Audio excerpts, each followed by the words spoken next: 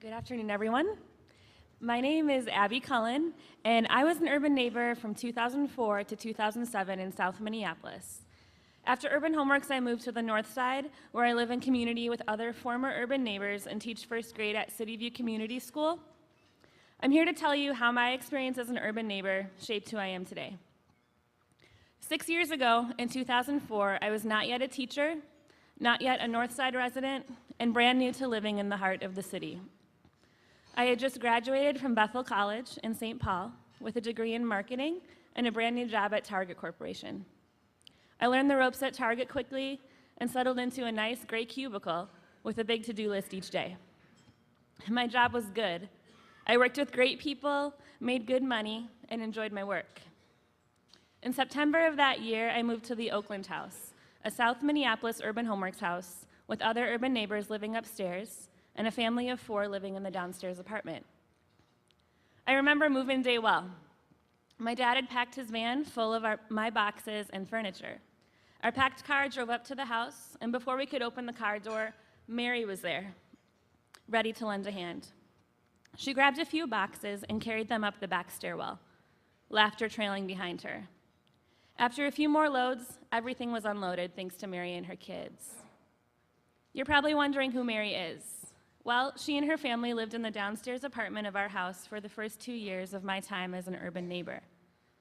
Mary is my second mom, a term that she coined herself. The minute I moved into the house, Mary was there for me.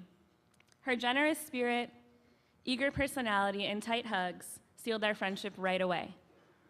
We spent many Saturday mornings drinking tea, eating breakfast, and exchanging stories. As I got to know Mary, I started seeing the world differently. Her perspective changed my own. This didn't happen right away. It took time for me to realize what she had been through and the joy and energy she had despite her circumstances. At the time, Mary was a single mom with 3 kids, aged 12, 9, and 7.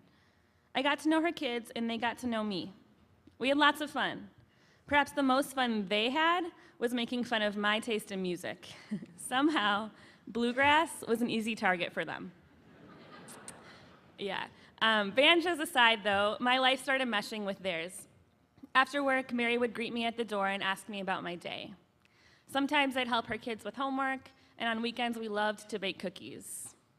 Mary and her kids taught me how to show love. They always had time for me, even when I was rushing from one thing to the next. From them, I learned what it is to stop and be present, to celebrate what is around you. I can't imagine it's always easy for Mary to do this. Her husband left her HIV positive with 3 small children and no money to speak of. Despite these challenges, Mary showed me love with each interaction we had. I grew up with a ton of opportunity before me, but continually saw myself and others take it for granted. Mary's joy and love, despite her difficult circumstances, helped me see the world through her eyes. Although it's been 4 years since we were neighbors, we still keep in touch regularly. A few months back, she called me to tell me her father had died. She wanted me to know, and so we talked and prayed. We just talked last week and got caught up on the last few months. She is doing well, although the pain of her dad's death is still fresh. She and her kids are coming over for dinner next week. We still have a relationship. It didn't go away after we both moved. On to the next part of the story, teaching. As I worked longer at Target, I grew more unsettled. Believe me, I have nothing against the company. It really is an awesome place to work. It just wasn't for me. As I spent more time with kids on my block, I realized I loved it. I loved helping with homework and seeing my teenage neighbor grasp on algebra concepts. I considered reading to my 7-year-old neighbor a completely sacred time. I had found my niche. I wanted to teach kids like the amazing youth on my block. So I jumped in.